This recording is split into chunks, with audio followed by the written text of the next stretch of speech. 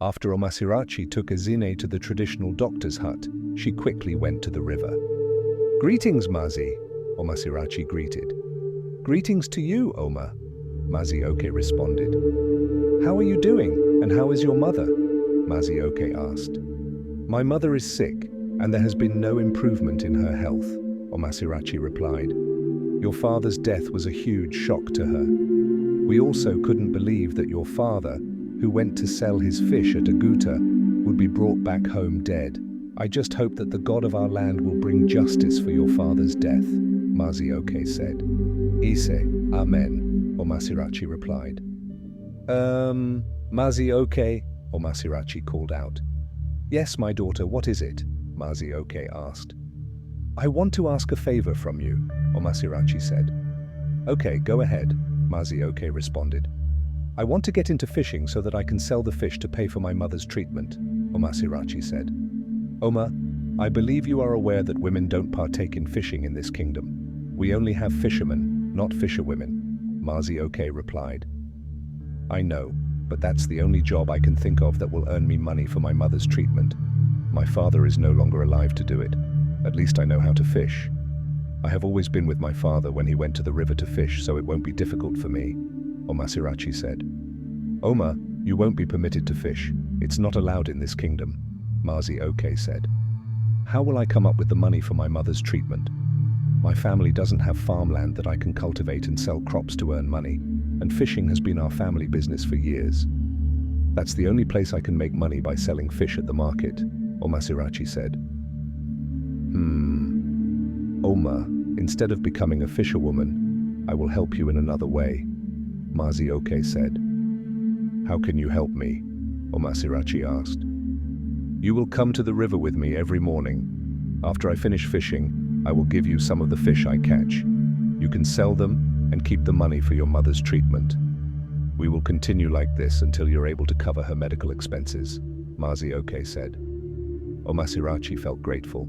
She quickly knelt down to thank Mazioke. "Mazioke, thank you very much. I am so grateful. Once my mother fully recovers, I will bring her to thank you. She will be so relieved to hear all of this," Omasirachi said. "Get up, my dear. I'm ready to do anything to help your family. Your father was not only a good friend to me, but he was also kind to everyone he met," Mazioke said. "Yes, my father was a good man," Omasirachi responded with a smile. Every morning, Omasirachi would accompany Mazioke to the river. After Mazioke was done fishing, he would give Omasirachi some fish. She would take the fish to the market, sell them, and save part of the money. "Let me take food to Mama. I wonder how she's doing," Omasirachi said to herself as she dished the food into a clay plate and carefully placed it in a basket. "Who's there?" asked the traditional doctor when he noticed the sound of footsteps. "It's me, Omasirachi," she responded. "Come in," said the traditional doctor. Omasirachi dusted off her feet as she walked into the hut. "How is my mother doing? Is there any improvement in her health?" Omasirachi asked the traditional doctor. Your mother isn't responding to the treatment. I have given her several herbs, but her health still hasn't improved," the traditional doctor said. "Her health hasn't improved? But why?" Omasirachi asked, worried. "Your mother hasn't recovered from your father's death. She no longer recognizes faces and she talks to herself," the traditional doctor said. "What? Mama, are you okay?" Omasirachi asked as she touched Ezine.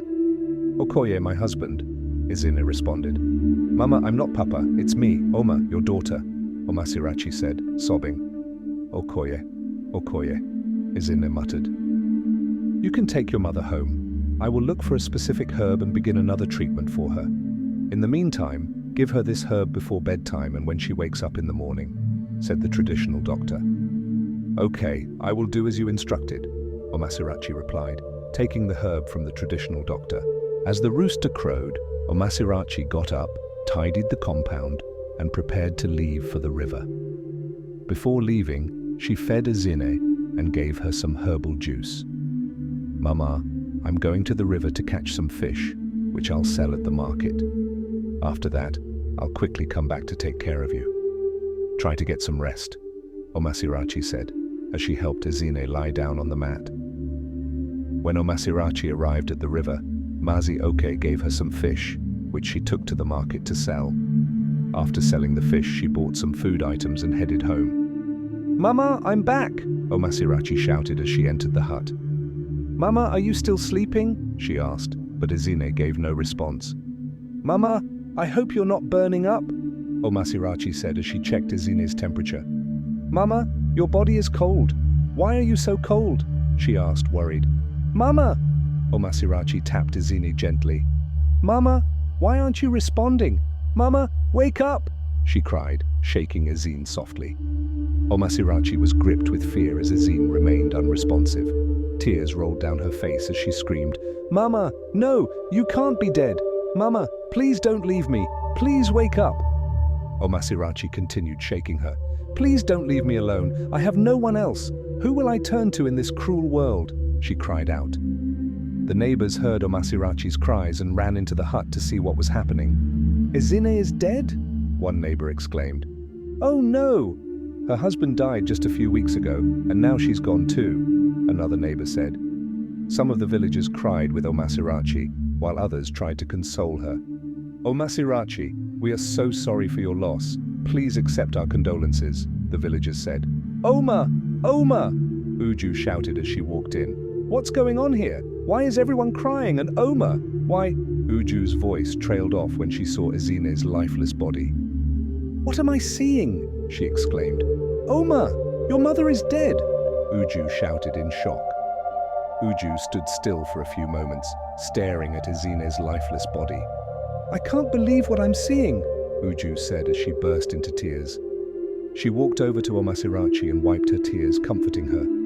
"Oma, please stop crying," Uju consoled her as she cried along with her.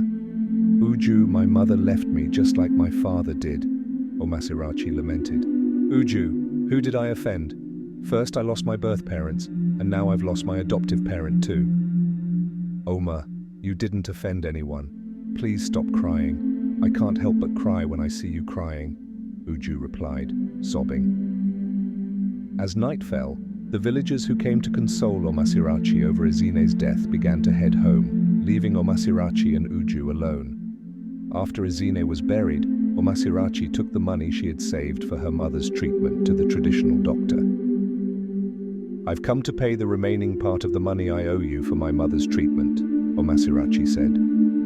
"You don't have to worry about that.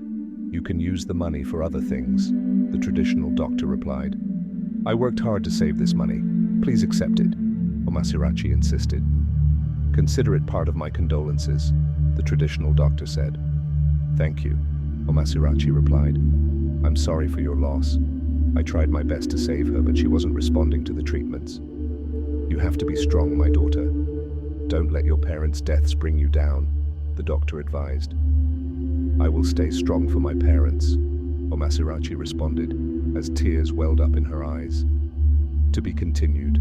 Please subscribe to my channel, Time of Tales, and don't forget to hit the bell icon. Also, like and share.